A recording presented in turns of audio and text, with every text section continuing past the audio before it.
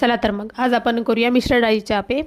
त्यासाठी मी सगळ्या डाळी घेतलेल्या आहेत। तर त्यामध्ये बघा उडदाची डाळ, मुगाची डाळ, हरभऱ्याची डाळ, तुरीची डाळ आणि मसूरची डाळ, सगळ्या डाळी छानपैकी मिक्स करून घेतल्या। त्यानंतर त्यामध्ये तांदूळ टाकले। तांदूळ आपल्या सगळ्या डाळीच्या पेक्षा थोडेसे जास्त टाकायचे।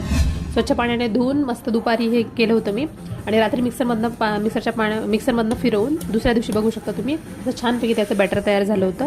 किती छानपैकी फुललेलं आहे तुम्ही बघू शकता। त्यानंतर ते छान एका चमच्याच्या सहाय्याने छानपैकी घोटून घेतलंय।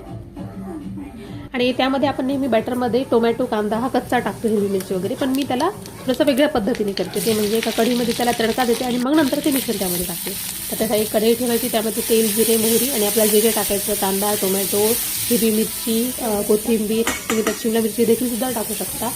त्यानंतर हे छानपैकी फोडणी दिलेलं जे मिश्रण आहे ते त्या आपल्या बॅटरमध्ये टाकायचं आहे।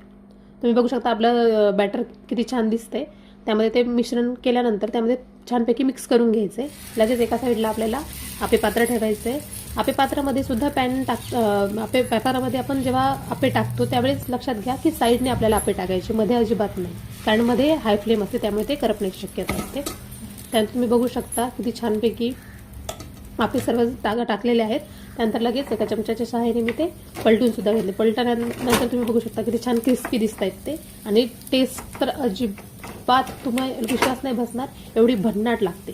खूप छान आहे आणि एकदम हेल्दी आणि पौष्टिक आहे, तुम्ही नक्कीच करून बघा।